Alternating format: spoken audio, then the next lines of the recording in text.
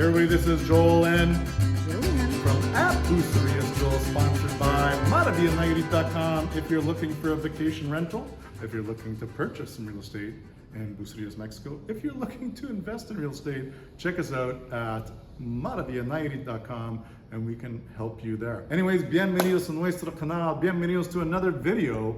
Jillian and I, what do I want to say? I had what do you say when you get something caught in your mouth? Cotton? I got cotton in my mouth. I got cotton in my mouth. One of the reasons we really love living in Bucerias and just our lifestyle in Mexico is the ability to do a staycation. And a lot of times we do a staycation, we just kind of hop in the car and we drive to Puerto Vallarta like we did this weekend. We went away for 2 days and it's just so easy. People have to fly here, 5.5, 6 hours, and even people now are coming from the UK. That's like a 12.5 to 13-hour flight just to get to Puerto Vallarta. And Jillian and I can literally just hop in our car and go. Hey, hun? Yeah. Isn't it amazing? Anyways, where do you guys think our first stop was? If you can guess, put the comment below before we actually switch to the video of our little bit of experience. I think this is going to be a fun video.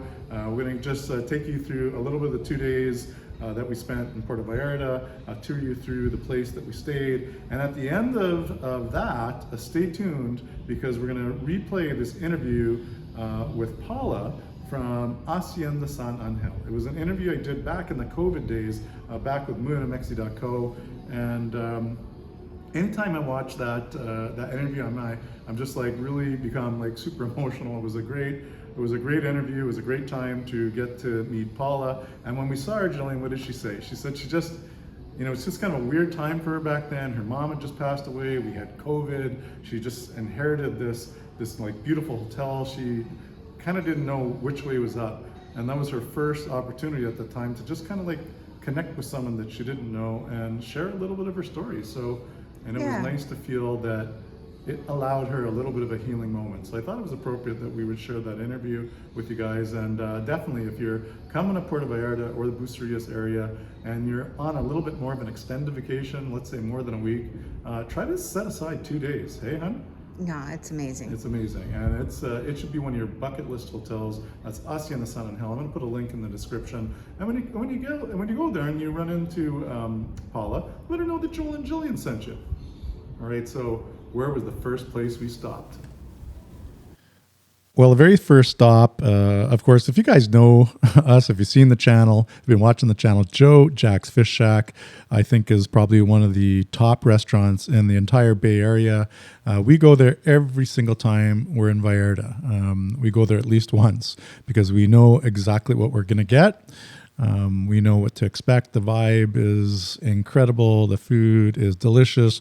Joe Jack, the owner, works on site in the kitchen still to this day, and he runs a tight ship. And it's just, again, one of my favorite restaurants. And I have to say, he's got a new dessert on the menu, and it's this crusty, sweet donut with pistachio ice cream. After Joe Jack's, we jumped into the car again, and we headed to what I consider is one of our favorite hotels in the world, Hacienda San Angel.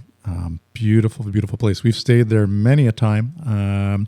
Paula, the owner, invited us back this weekend to spend a couple days as a little staycation. Upon arrival, we just like to say hello and, before we check in, just kind of walk around the gardens. They usually they gave us a nice welcome drink. We had our margarita and just kind of strolled around, took a little bit of video and took it all in, got reacquainted with all the reasons we love about staying at Hacienda San Angel. And again, especially if you're here for an extended period beyond a week, carve away a few days and book yourself a stay there. You won't regret it at all. Afternoon was just kind of lazy. We went for a swim, had a little drink by the pool, which was served to us poolside. Then enjoyed a beautiful sunset, which was incredible that day. I mean, it was just this big, bright orange a ball of fire, which I guess the sun really is, but just the way it kind of came through the clouds, because we thought we weren't going to get a great sunset because of the clouds that day, but we were really treated to something pretty spectacular that night. So after sunset, we went to try out this new sushi place. We've been there once before. It's called Yo Sushi, and I give it a 10 out of 10. Okay, like for service, for the quality of sushi, the presentation, all around, really, really good sushi. Now you're going to break the bank a bit when you go to Yo Sushi. There's no question about it. But in my opinion, it was worth every penny. We kind of called it early night, went back to the hotel, kind of got up around 10 o'clock, had our little breakfast, and just thought we'd go for a little venture down to the Malecon in Puerto Vallarta. So along the way through Old Vallarta, and then we came across this bridge from the one side where we're staying and got to see the beautiful river. Lots of rain, so the river's flowing. Tons of greenery right now. Like everything's just super, super green. Vallarta was a little quiet this weekend, which was nice. It's just kind of like a chill vibe, but just enough people to kind of keep it vibrant. So it's, it really is a nice time of the year to consider coming to Vallarta in the summer because there's just a little less people. You got the place a little bit more to yourself and, just enjoyed the walk. And so we thought, well, what can we do? Let's recreate our first date in Puerto Vallarta where Jillian and I went to a place called La Palapa. So we went down to La Palapa and just, sat at a table by the beach, ordered a little cocktail and, just did some people watching and took it all in. After drinks, back to Hacienda San Angel, and we just chilled out again by the pool, and or we hooked up with some friends at the restaurant at the hotel, and it was awesome because we had pretty well the whole restaurant to ourselves that night. Had some great wine. One of the wines that I got to point out here is the Chateau Montalena. And if you remember or have seen the movie Bottle Shock, Chateau Montalena was the winery that was featured in the movie. It went well with the steak that I ordered, and the steak was perfectly cooked. I'm always a little worried sometimes when I order steak in Mexico, but the Hacienda restaurant knows exactly what they're doing. Came out perfectly medium rare and was delicious. So we just enjoyed this time with friends, the beautiful views of Puerto Vallarta. All right, well, thanks for joining this part of the video. I'm really excited about the next part because, and this is a flashback to the COVID days, so you'll see some of the COVID measures in place, the social distancing, the face mask kind of thing. But those were the times back then. But if we can kind of see through all that and understand that this is a bit of a flashback, I really think this is a beautiful interview with a beautiful person. So without further ado, let's roll over the interview. Enjoy it. And please comment below. And if you're new to the channel, make sure you subscribe, toggle the notification bell, and like this video because it gets YouTube to push it out to more and more people. And make sure you comment below. Let us know what you think. And yeah, enjoy this interview. The owner of Hacienda San Angel, and I have to say this is one of the most beautiful boutique hotels I've ever stayed in all of the world, and my wife and I have traveled quite a bit throughout our journey together, and we've stayed in some pretty magnificent places. This is our second time here, and the first time was back in August. We came to celebrate our 20th year anniversary, and Jillian's always been telling me, you got to take me to either Casa Kimberly or Hacienda San Angel. And I'm like, okay, well, one day we'll do it. And over the time, I always looked at maybe doing it at her birthday on a New Year's Eve, but you guys have always been really busy because her birthday is December 31st. So I almost did it last year and then didn't quite work out. And I'm like, I'm gonna make this happen. So I surprised her under the guise that we were driving to Guadalajara or somewhere. And all of a sudden we pulled up here and we had this wonderful 3-day stay in the nice suite, the San Miguel de Allende suite. Or is it just the San Miguel suite? San Miguel suite. The Yeah. San Miguel suite. So during that 3 days together and spending, literally, I think we were the only guests because this was in August. We were just Yeah, kind of you like had it all to reopening. yourself. We had the entire place to ourselves. We explored every nook and cranny, and we were kind of on this staycation kick. Like we were trying. Normally we go back to Canada every summer, but we decided let's just stay here this summer and let's explore Mexico. So we started trying to explore places within, let's call it an hour and a half drive of where we're living, and we live in Bucerias. And I thought, you know what, we have to come back and feature Hacienda San Angel because it's just so, the word that came to my mind was, it's just classic. Like there's something just not only classical about this place, but just magical, right? And I think I that's thought, probably what my mom was shooting for when she was creating the hacienda. Yeah. So tell me more about your mom, because you came into owning the hacienda last year when your mother passed away, but she is responsible, like 150% for everything that's created here. Tell me a little bit about how that became and how she started it. You know, it was a long process. Yeah. It wasn't overnight. Yeah. And I don't even think my mom was thinking about creating a business. She was really just kind of feeding her soul. My mother actually created the Hacienda San Angel and Casa Kimberly and La Capella before she passed away. My brother passed away a little more than 20 years Okay. ago, and my mother was absolutely devastated. And so instead of just coming part-time, which she did every year, To Vallarta, so she was always she came traveling here right? Okay. permanently, and she poured her grief into her two biggest passions, which were shopping and antiques. And a tour bus came by one day, and they said, "We know that your home used to belong to Richard Burton, Right. and our clients would like to see it. May we come in?" She said, "Sure." And she had been decorating her home in all these antiques, and they were wowed, and they Right. said, "Gee, you should do a bed and breakfast." And there it began. And there it began. And so it was just a process of her enjoying decorating, and you combine that with the dynamic that she was more, she preferred the company of animals more than people. Okay. She was also simultaneously creating what's now known as the SPCA. Right, For a long time we called it the Sanctuary. Right.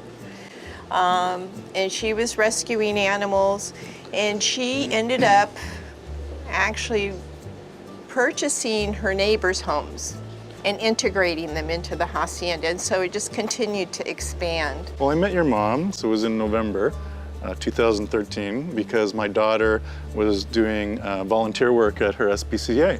And then Adelaide fell in love with this one kind of pit bull boxer / Mexican cross, Boomer. And she's like, "Daddy, I really want this dog." I'm like, "I don't, like, we already have a dog. We don't need more dogs."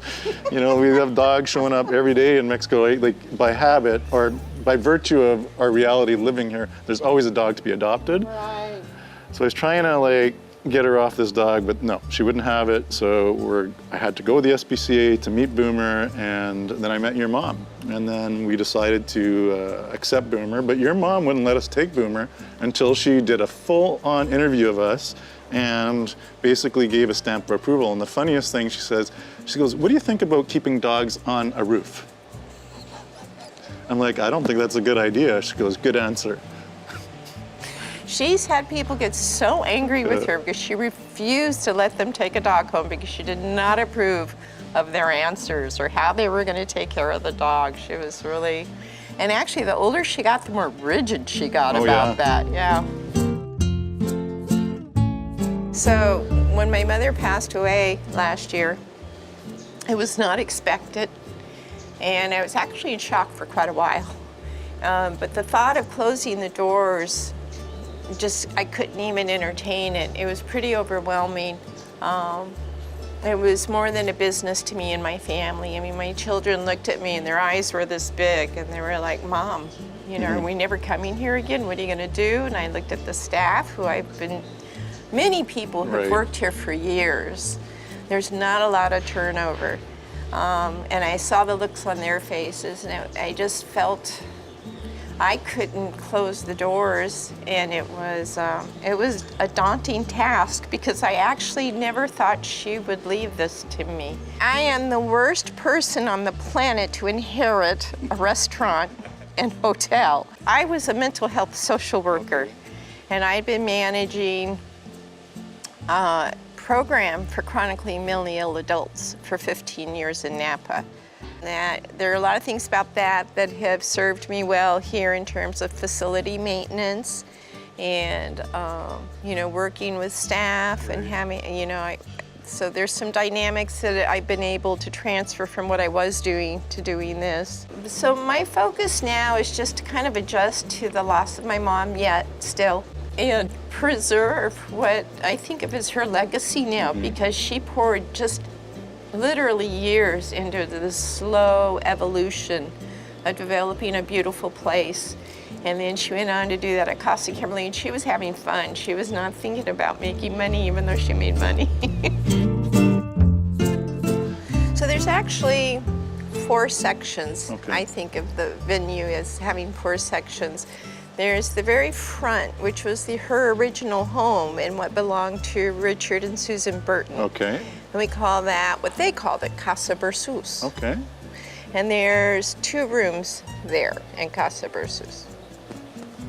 And then if you go down to this section over here is the first swimming pool that we call that La Jolla. And Okay. there's 3 rooms in La Jolla and a swimming pool. And that's kind of nice. I do see where you're kind Yeah. of getting with that. It's They're kind like of by little itself, villas. right? Yeah. She pretty much took 4 villas and connected them. So that's La Jolla. And honestly, I don't know how they got their names. The only one that makes sense to me is Casa Versus. Right. This area behind me has 4 rooms. 2 go really high with a really incredible view, and there's a swimming pool. We call that La Luna. La Luna. Okay. So that's La Luna. And then there's this section we call San Angel, Okay.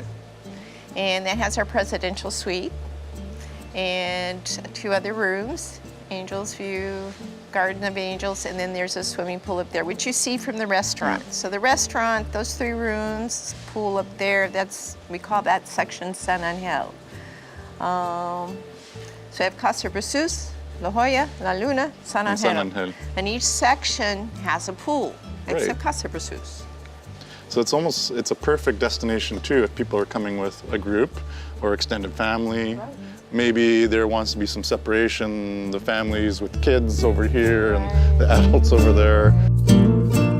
It has cost a lot of money to put the COVID protocols in place. We have masks, shields, I have sanitizer placed in every section in more than one place so that people can easily access it. Staff are sanitizing between all contacts. So there's just lots, and I could talk about this for a long time actually. There were so many things we had to do, but I don't mind doing it. I don't mind the expense even though it's painful.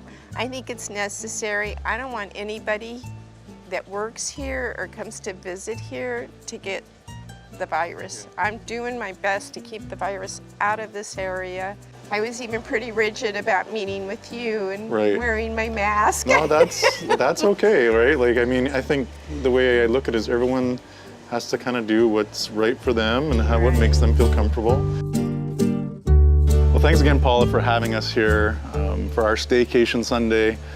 This was an incredible experience, you know, very memorable for us. And, you know, we came here with a small group of friends, and I could see the joy on everybody's faces when they first arrived, when they first saw how really spectacular, you know, the property is. And then dinner yesterday was, you know, off the charts. You know, everyone enjoyed a little bit of pool time yesterday afternoon. Like, we really had, you know, the best, you know, weekend together in a long time, and you were a big part of that. So thank you very much. Oh, you're so welcome.